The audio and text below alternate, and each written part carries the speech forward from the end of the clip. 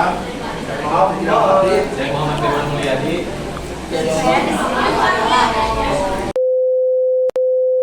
Jadi pembahasan pertama yang akan kita bahas adalah bagaimana sih awal mula berdirinya Kerajaan Banten. Jadi Kerajaan Banten adalah salah satu kerajaan Islam di Pulau Jawa. Nah, kerajaan ini menguasai wilayah Banten yang terletak di barat Pulau Jawa. Sebelumnya, wilayah Banten merupakan bagian dari Kerajaan Sunda yang bercorak Hindu. Pada tahun 1524 dan 1525, Nurullah dari Pasai yang kelak menjadi Sunan Gunung Jati berlayar dari Demak ke Jawa Barat. Saat itu, pusat pengembangan agama Islam di Jawa masih berpusat di Demak. Sunan Gunung Jati dan putranya Hasanuddin melebarkan pengaruh Islam ke barat Pulau Jawa. Saat itu, kerajaan Sunda bersekutu dengan Portugis, namun dibantu oleh tentara Demak. Sunan Gunung Jati dan Hasanuddin menyingkirkan Bupati Sunda dan mengambil alih Banten.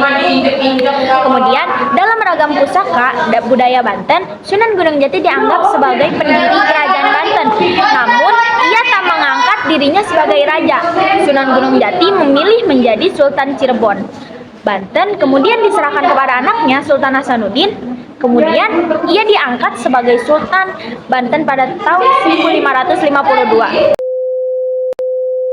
Di sini saya akan menjelaskan masa kejayaan Kerajaan Banten. Kesultanan Banten mencapai puncak kejayaan pada masa pemerintahan Sultan Ageng Tirtayasa Abu Fatah Abdul Fatah. Pada saat itu, pelabuhan Banten menjadi pelabuhan internasional sehingga perdagangan mengalami perkembangan yang sangat pesat. Hal ini karena secara geografis, posisi pelabuhan Banten strategis karena menghadap langsung ke jalur perdagangan, yaitu Selat Sunda dan Laut Jawa. Sementara kondisi politik pada tahun 1511 membuat pelabuhan Malaka jatuh ke tangan Portugal, sehingga para pedagang Melayu lebih memilih Banten sebagai tempat transit. Sebagai pelabuhan penting, Banten menjadi pusat perdagangan yang vital bangsa Eropa, mengingat tanah pedalamannya yang subur mendukung Banten untuk menjadi penghasil komoditas lada, beras, dan hasil tani lainnya. Untuk meningkatkan kekuatan dalam negeri, Sultan Ageng Tirtayasa juga melakukan usaha konsolidasi dengan Lampung, Selebar, Bengkulu, dan Cirebon. Dikutip dari buku Perdagangan Internasional Kesultanan Banten oleh Ikot Solehat, usaha di bidang politik diplomatik Sultan Ageng Tirtayasa berhasil mengirimkan utusan mereka ke Inggris pada tahun 1681. Hubungan dagang dengan dinasti Ming di Cina juga telah memungkinkan Kesultanan Banten membentuk jaringan pertukaran tenaga kerja, modal, dan barang dagang seperti sutra, beludru, satin, benang, piring, dan porselen. Nah, kehidupan sosial di Kerajaan Banten dipengaruhi oleh dua hal, yakni agama dan ekonomi. Kehidupan sosial di Kerajaan Banten dipengaruhi oleh agama Islam. Banyak hal-hal di Kerajaan Banten sebenarnya yang dipengaruhi oleh agama Islam, dan itu tidak terlepas dari Sultan Hasanuddin yang merupakan putra dari Sunan Gunung Jati. Nah, karena Sunan Gunung Jati ini dipercaya sebagai keturunan Rasulullah, maka Sultan Hasanuddin juga merupakan keturunan Rasulullah, dan keturunan selanjutnya juga merupakan keturunan Rasulullah. Nah, hal ini yang membuat Islam itu menjadi pedoman bagi banyak masyarakat Banten. Tetapi di dalam masyarakat Banten sendiri masih ada yang menganut Sunda Wiwitan, Hindu, Buddha, dan agama-agama lainnya. Nah, biasanya yang mengandung yang masih mempercayai Sunda Wiwitan, mereka masuk ke pedalaman, dan mereka inilah yang kita kenal sekarang sebagai suku Baduy. Nah, meskipun banyak aspek di Kerajaan Banten yang dipengaruhi oleh agama Islam, tetapi tetap dalam Kerajaan Banten masih ada praktek toleransi di sana.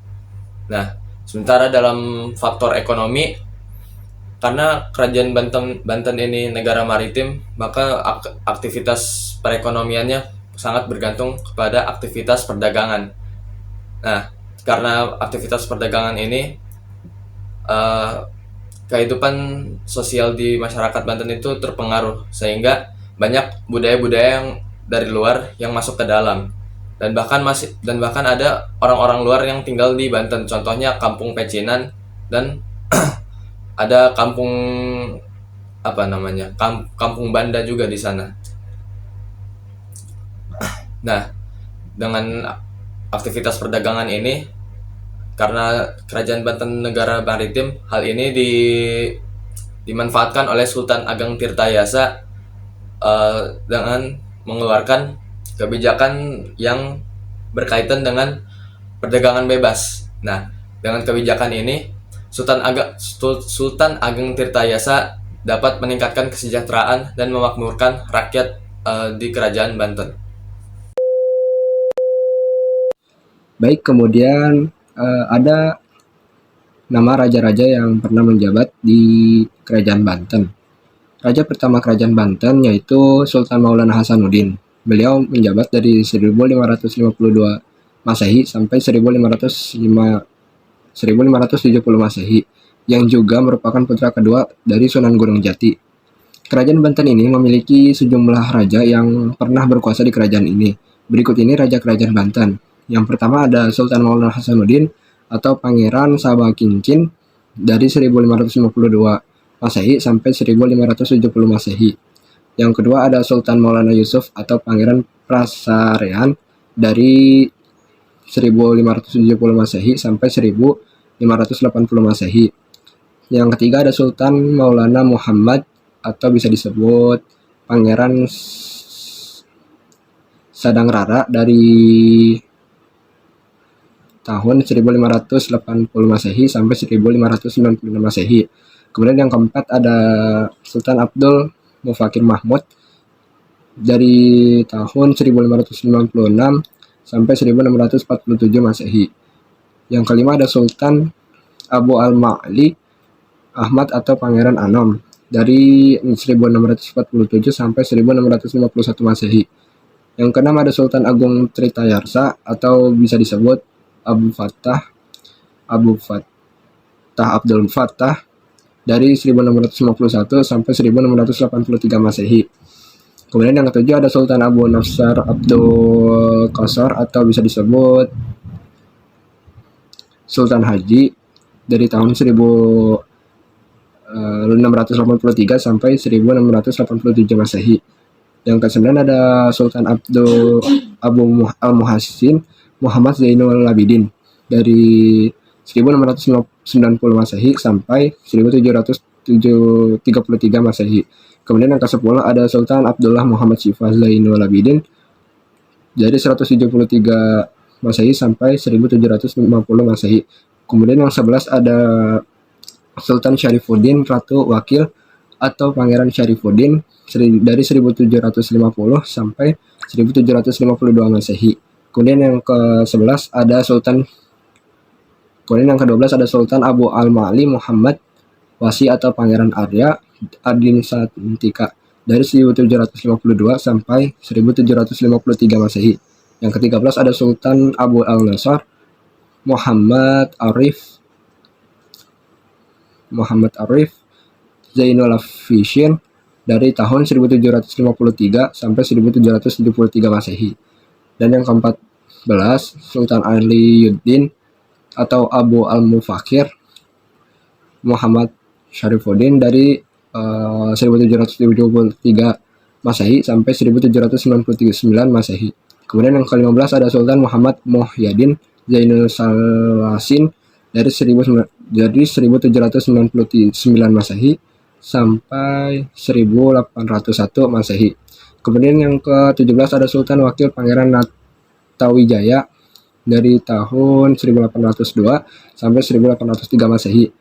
Kemudian yang ke-18 ada Sultan Aliyuddin II atau Abu Al-Mufakir Muhammad Aqoluddin dari 1803 sampai 1808 Masehi.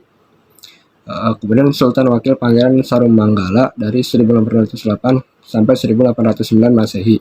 Kemudian yang terakhir ada Sultan Maulana Muhammad dari tahun 1809 sampai 1816 Masehi. Saya akan menjelaskan tentang runtuhnya kerajaan atau Kesultanan Banten. Pada saat itu, VOC mendorong Belanda untuk melakukan politik adu domba yang ditujukan kepada Sultan Ageng Tirtayasa dan anaknya yaitu Sultan Haji yang pada saat itu sedang berkonflik. Kesempatan tersebut dipakai oleh VOC untuk menghasut Sultan Haji dan melakukan kerjasama untuk meruntuhkan kekuasaan ayahnya. Pada tahun 1863, Sultan Ageng Tirtayasa ditangkap dan dipenjara. Di penjaranya Sultan Ageng Tirtayasa ini menandakan berkibarnya kekuasaan VOC di tanah Banten. Setelah itu, kekuasaan berpindah kepada Sultan Haji.